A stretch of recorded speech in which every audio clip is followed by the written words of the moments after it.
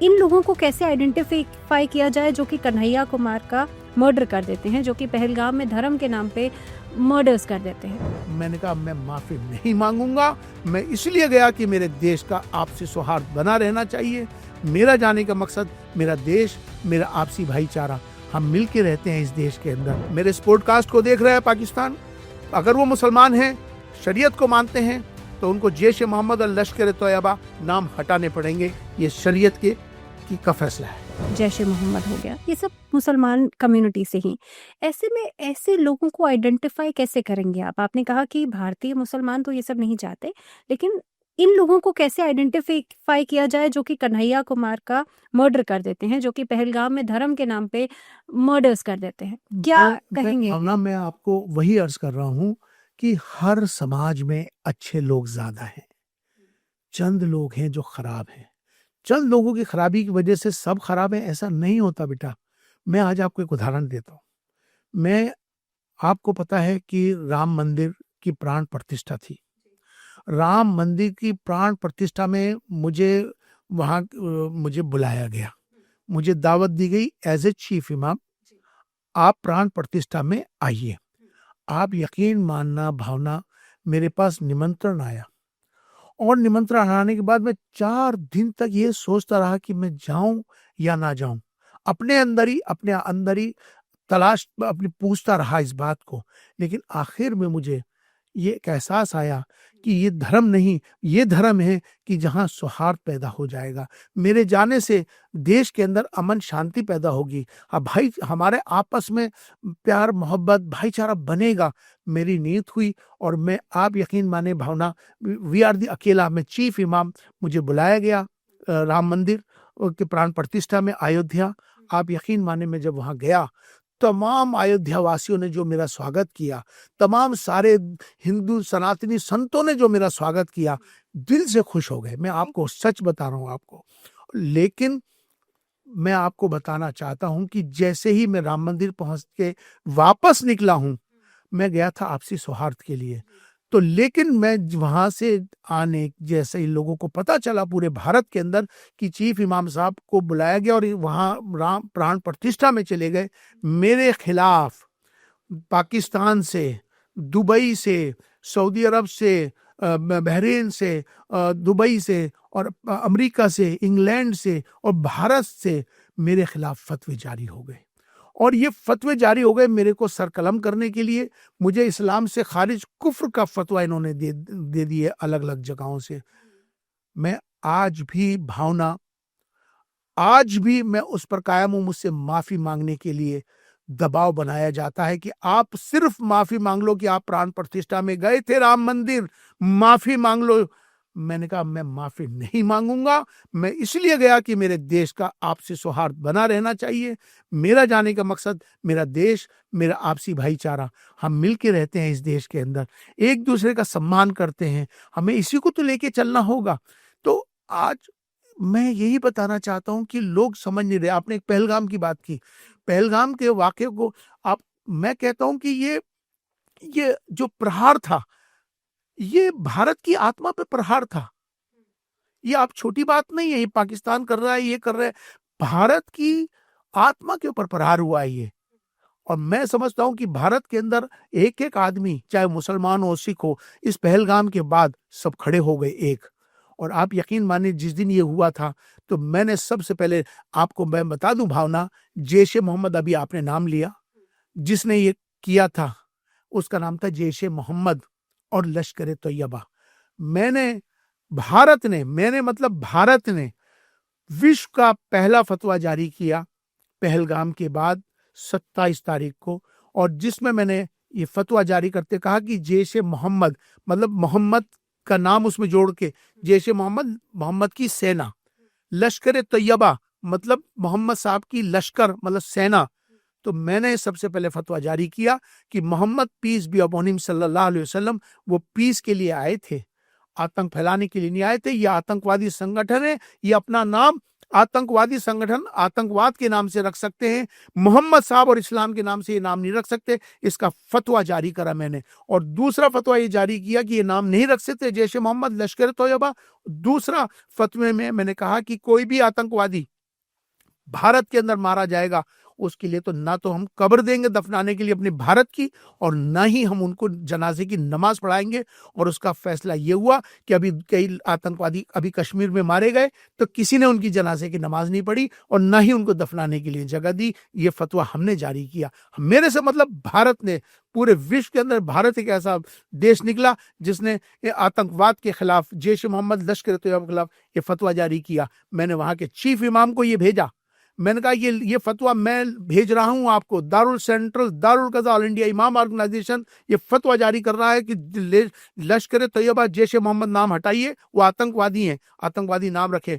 तो उनका जवाब आज तक नहीं आया वहां के चीफ इमाम का, ना ही वहां के पाकिस्तान के चीफ काजी का मुझको जवाब आया।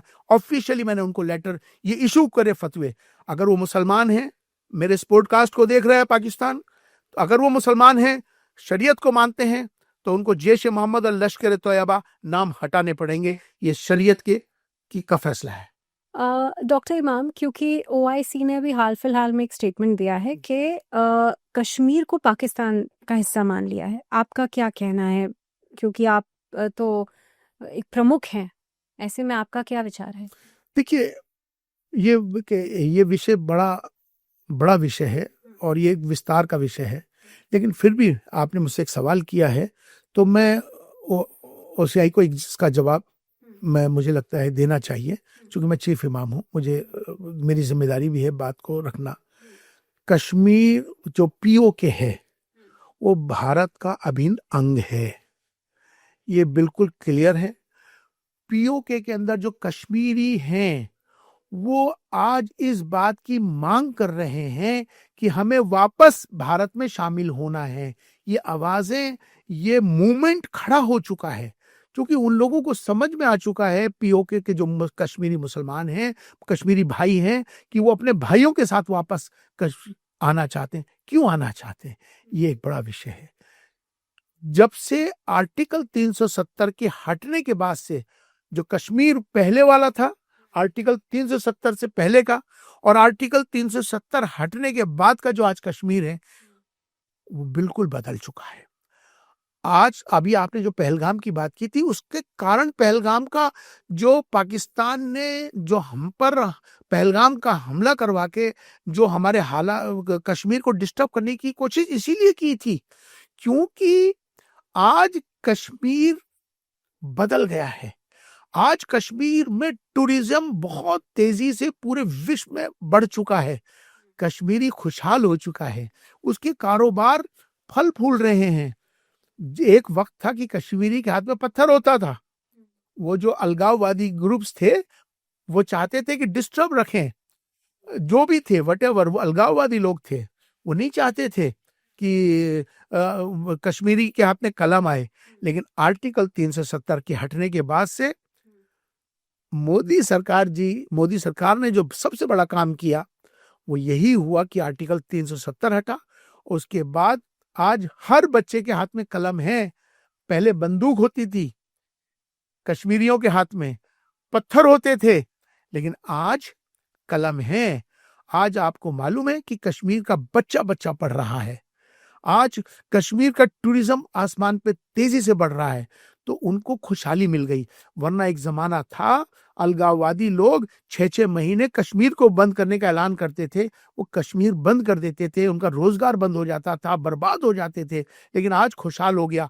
तो ये पीओके वाले को, चूंकि पीओके हमारा अभिन्न अंग है, उनके भाई यहाँ रहते हैं, बहनें यहाँ रहती हैं, अब उन्होंने कहा कि हम वापस भारत में आना चाहते हैं, इसकी आवाज उठ चुकी है। मैं तो तमाम सबसे कहना चाहता हूं कि तमाम पूरी दुनिया को बताना चाहता हूं कि पीओके भारत का अभिन्न अंग है और वो बहुत जल्द भारत में शामिल होगा। डॉक्टर इमाम, एक्स मुस्लिम एक शब्द सुनने में आता है जो कि कन्वर्जन से जुड़ा हुआ है, और ऐसे में अभी रिसेंटली एक केस हुआ था जहाँ पे उपाध्याय एक लड़का था, उसे ज़बरदस्ती मुस्लिम में कन्वर्ट कर दिया गया। आपका क्या मानना है, कितना सही है? सिद्धारामैया जी ने भी स्टेटमेंट दिया देखिए था। अभी एक नया शब्द जो चल रहा है वो एक्स हिंदू एक्स मुस्लिम चल रहा है। मेरा इस पे कहना यह है कि एक्स मुस्लिम हो या एक्स हिंदू हो या एक्स क्रिश्चियन हो, ये कोई पद थोड़ी है कि जो एक्स हो गया। अरे भाई कोई किसी आस्था है किसी की, इस्लाम में वो इस्लाम में है, हिंदू में सनातन में वो सनातनी है, जो जिस आस्था में है वो उसमें रहेगा। ये एक्स वाला जो कोई पद थोड़ी था कि जो हट गया। लेकिन मैं आपको एक बात बताना चाहता हूं, आपने बड़ा अच्छा सवाल भावना किया है, मुझे लगता है कि मुझे इस पर विस्तार से बात रखनी चाहिए। इस्लाम के अंदर कन्वर्जन का कोई कंसेप्ट नहीं है। इस्लाम में कन्वर्जन मना है। जो लोग कन्वर्जन कर रहे हैं वो ठीक नहीं है, क्योंकि इस्लाम में दो चीजें हैं कन्वर्जन में। कन्वर्जन यानी कि हिंदू से मुस्लिम की बात कोई कर भी रहे हैं। हो, हिंदू से मुसलमान हो, मुसलमान से हिंदू हो, वट एवर, कन्वर्जन की बात हम कर रहे हैं। अब मैं आपको बताऊं, एक तो है कन्वर्ट होना और एक है कन्वर्ट कराना। दोनों में अंतर है। कन्वर्ट कराना लोभ से, लालच से, पैसे से, शादी से, ये इस्लाम इसकी इजाजत नहीं देता। इस्लाम में मना कर दिया गया ऐसे किसी लोभ से, लालच से, शादी से, ब्याह से या बहकावे से कोई भी धर्म परिवर्तन करता है, इस्लाम में आता है तो इस्लाम में उसकी इजाजत बिल्कुल नहीं है। हाँ, अब कोई खुशी से आता है, उसकी आस्था से जुड़ा हुआ है, उसमें कोई लोभ लालच या किसी तरह का उस पर कोई दबाव नहीं है, खुशी से आता है, वो इस्लाम में एक्सेप्ट है और आ सकता है, और ये किसी भी धर्म में एक्सेप्टेंस होती है। लेकिन अगर तुम किसी तरह से किसी को बहका के कन्वर्ट करते हो तो इस्लाम इसकी इजाजत नहीं देता और उसको गुनाह कहा गया है। तो ये गलत, जो यही तो बताना चाहते हैं कि लोगों को मालूम नहीं है। आपको ये मना कर दिया गया कि तुम्हें कन्वर्ट नहीं करना है, इसकी इजाजत नहीं है। कोई आता है उसकी वेलकम है, लेकिन ये सब नहीं है। और जो इस्लाम के नाम पे कन्वर्ट कर रहे हैं और ये कन्वर्जन करवा रहे हैं, वो एक गुनाह कर रहे हैं। इस्लाम इसकी इजाजत नहीं देता। मैं अक्सर एक बात कहता हूं अपने बादिक में, बेटा भावना तुम्हारा नाम है, ठीक है? आपको जो भावना शर्मा नाम मिला, आपको जो माता पिता मिले, जो आपको सनातन धर्म मिला, जहां आप पैदा हुए भारत मिला, ये आपकी चॉइस थी क्या? या ऑफ कोर्स ये मेरी भी चॉइस नहीं है। तो मैं अक्सर यही कहता हूं कि ईश्वर ने जिसको जिसमें भेजा है ना, उसमें रहने दो भाई। आप गेंदा गेंदा ही रहेगा, गुलाब गुलाब रहेगा, चमेली चमेली रहेगा। तुम उसको उसके अंदर दखल दोगे तो ईश्वर के मामले में दखल देना है, वो ठीक नहीं है। जो जैसा आ रहा है उसमें दखलंदाजी अपनी मत दीजिए। जो जिसको ईश्वर जिसमें अल्लाह जिसमें जिसको जैसा भेज रहा है उससे उसमें ही रहने दीजिए। इसी में हम सबकी भलाई है। ईश्वर चाहता तो पूरी दुनिया के अंदर काले पैदा नहीं कर देता। ईश्वर चाहता तो सारे दुनिया में हिंदू ही ना पैदा कर देता। ईश्वर चाहे तो पूरी दुनिया में मुसलमान पैदा नहीं कर सकता था। लेकिन उसने कहा नहीं, सबको जिस जिस धर्म में जिस तरह से भेजा है उस तरह से रहना चाहिए, सबको मिलजुल के रहना चाहिए, प्यार से रहना चाहिए। हम यहाँ पे पीस की बात कर रहे हैं, प्यार की बात कर रहे हैं। ऐसे में मुस्लिम आई लव मोहम्मद कह सकते हैं, लेकिन वंदे मातरम क्यों नहीं कह सकते? देखिए बहुत अच्छी बात कही। अब ये आई लव मोहम्मद का ये मामला है, ये मुझे लगता है कि पॉलिटिकल हो गया है सारा, और ये इसका राजनीतिकरण हो गया है इसका।